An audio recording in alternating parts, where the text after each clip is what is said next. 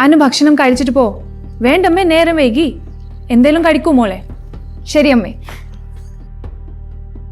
മായ വന്നതോടെ വീട്ടിലൊരു ജീവൻ വന്ന പോലെ.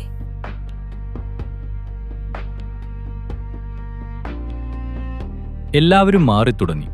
പക്ഷെ ഞാൻ മാത്രം അതേ സ്ഥലത്താണോ? ചേട്ടാ, ഇന്നത്തെ ചായ ആരുടേതാന്ന് ഗസ് ചെയ്യാമോ?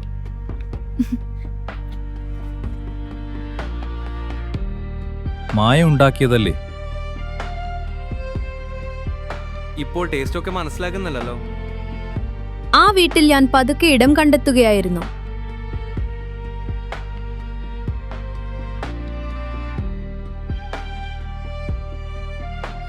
എപ്പോഴും വരുമോ ഇതുപോലെ സഹായിക്കാൻ?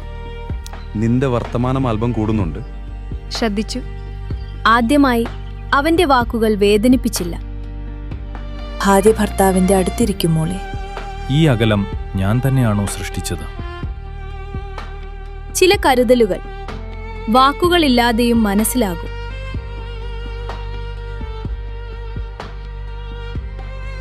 അവൻ ശ്രദ്ധിക്കാൻ തുടങ്ങിയോ? അവൻ മാറുന്നുണ്ടോ? അപ്പോൾ ഇതെന്റെ തോന്നൽ മാത്രമല്ല.